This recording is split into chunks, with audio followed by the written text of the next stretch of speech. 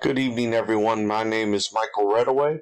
I'm a student at Tiffin University, and this is my Week 6 assignment. This assignment is on the 8-step model for change. The introduction is centered around the riots in 2020 and how we had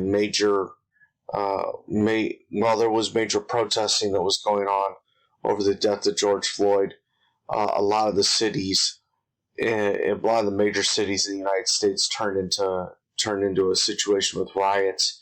The reason why things didn't get completely out of hand was because police officers were able to work together to contain the rioting and keep the riots and a lot of the protesting separated. And the issue that the community issue for this semester that is being brought up has been about the lack of police officers inside the city of Cleveland, and how we're running too low on cops, and how we need to get more people interested in becoming police officers. And also, how do we retain officers that are leaving to go to the suburbs and go to different jobs? So the big question was, what would happen in a city if you didn't have enough cops to keep the violence contained? And that it's important for a place like Cleveland and other big cities to have contingency plans to keep officers from leaving to go to other cities. I'm not saying it's ever a bad thing to leave and make more money and to go to a safer environment, because it is. But the suburbs that are poaching away people, they live off of the cities that they're associated with. This is the 8-step change model. The 8-step change model is a strategy to isolate and attack large problems in effective ways to galvanize resources. The steps are here. They're in order from create urgency, form a powerful coalition, create a vision for change, communicate the vision, remove obstacles, create short-term wins, build on the change, anchor the changes in corporate culture. So when it comes to getting more policing in the city of Cleveland so that the homicide numbers will go down, human trafficking numbers can go down, there has to be a plan and a strategy built so that this is actually achievable. And I'd like each step. The only thing is the last step, anchor the changes in corporate culture. We're not going to be doing so much in corporate culture with this assignment. We're looking more in in public culture. And so a lot of the issues that we see with policing and not being able to hire people, it's not at the corporate level. It's at the street level. It's at the lowest levels possible. And that's what we're going to try to key in on and try to fix today. Is creating urgency. And so one of the suggestions was to create a scenario for readers to contemplate. And so this was the scenario that I built, because this is realistically the scenario that police officers deal with every single day. And it's literally dealing with someone on the worst day of their life, and how everything has gone wrong. They're calling 911 because they're in desperate need. They need help. And you don't have enough people because of where that person lives and where that person is located. You don't have enough cops to be able to help that person. And imagine being the dispatcher that tells a gunshot victim that, the area that you're living in, it's not safe for EMTs to get out there to help you. So you need to drive yourself, or you need someone to drive you to this area, this address, so that we can meet you there and we can help you. And this sounds unrealistic in America, but it wasn't that long ago that this is exactly what was happening in Detroit, Michigan. My goddaughter's dad, we served together in the military, and he's from Detroit, and he talked about this exact scenario would happen all the time. I have another friend who I served with who's from South Central LA, and he said the exact same thing, where there were neighborhoods where the police flat out would not show up, and they would tell you, hey, you need to figure this out yourself, and you need to you need to get to the hospital, or you need to get into a different neighborhood where we can come and safely help you, because we just don't have enough cops at this point in time. Step is to form a powerful coalition. So when I thought about powerful coalitions, we need help. This is not just a police problem or the mayor's problem or city council problem. This is a problem for the entire city of Cleveland. And this involves everyone. So the thought process here was that the key stakeholders are law-abiding citizens who would be at risk for violent crime from criminals that don't care about the law, and they're able to get away with what they're doing because the police department just doesn't have enough people to help. I figured the leader would be people in city council, the Cleveland Police Commissioner, head of the police union, and also the disciplinary committee that has come around since the approval of defund the police and setting up social programs. So I feel like if you bring people in from all those different groups, we have multiple perspectives, and we should be able to work together to come to solutions that will help us with manning our people.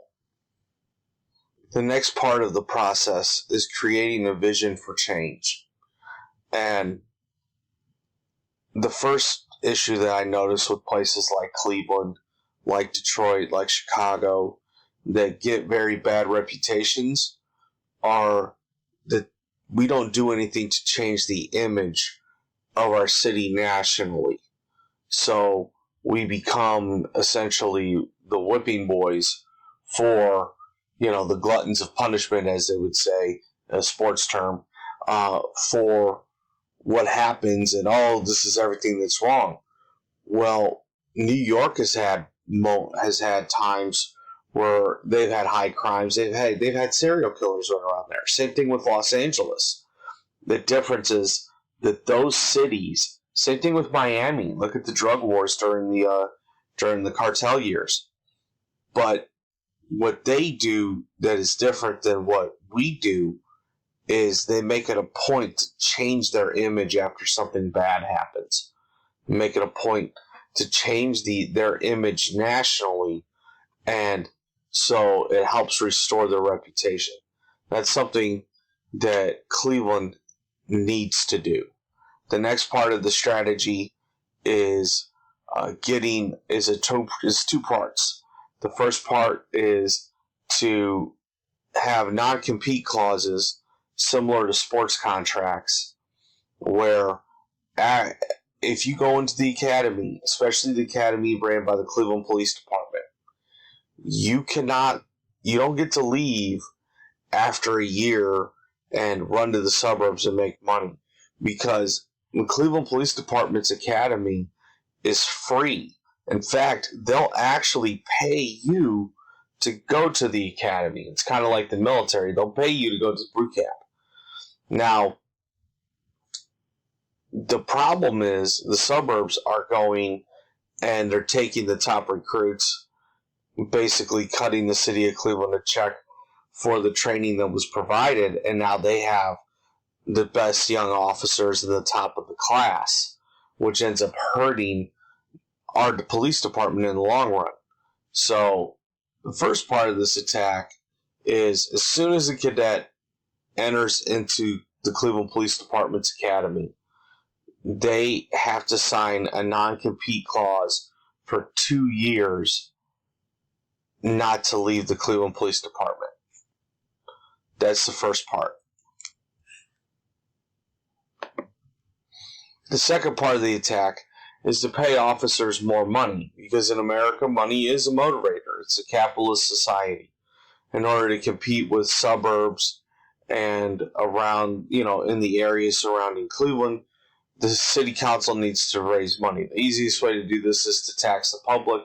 I would recommend a 1 to 2% increase on the on taxes of people that make more than $250,000 a year, because those areas are where most of those guys are living to, fund police departments that poach our talent anyway. So this would be a county tax.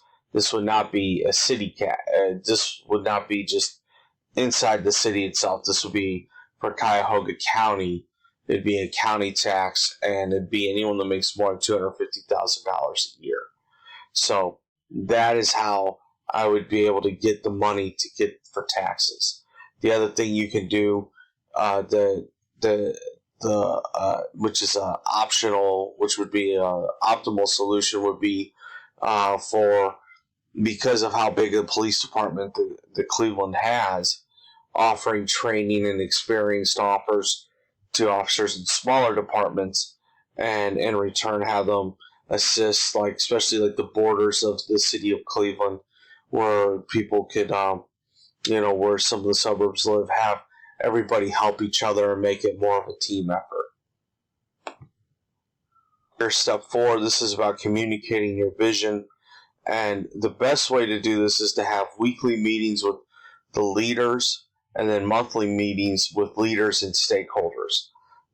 This will allow stakeholders to see where their money is being spent and what is going on with inside of the politics and inside the people that are part of the leadership that are trying to make these changes. This way, there's accountability on all sides. Anything worth doing in life, there's going to be obstacles. So the 3 obstacles that I saw, immediate obstacles, were money, perception, and mistrust. And money, the issues with money and people not believing the money's going where it's supposed to be, you open your books. That's the easiest solution there. Perception is something that's going to take time and will involve money and equipment. And then finally, being completely transparent is how you deal with mistrust. Not covering anything up and being completely honest with the public.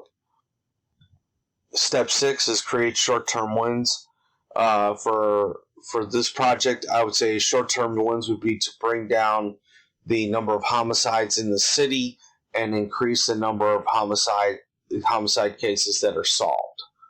So as you can see, only 60% of the city's cases were cleared. We need to change that, and that changes with getting more people, more money.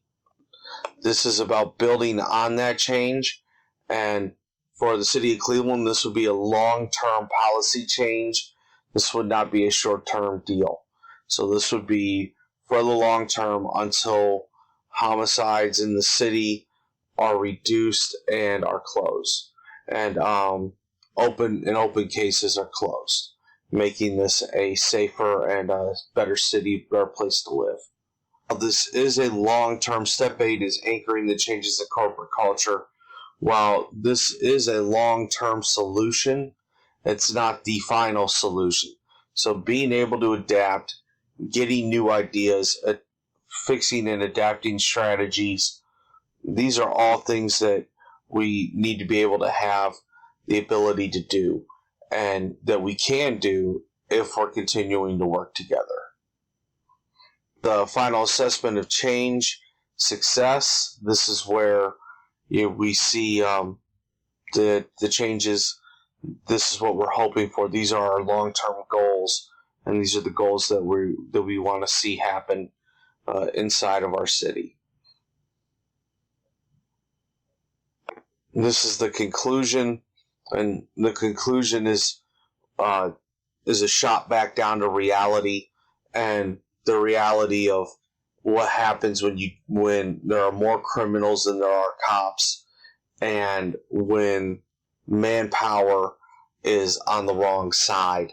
And we see this mostly in Mexico, and how dangerous it is to live there. So we don't want that to happen here. So let's address the problem now before it's too late.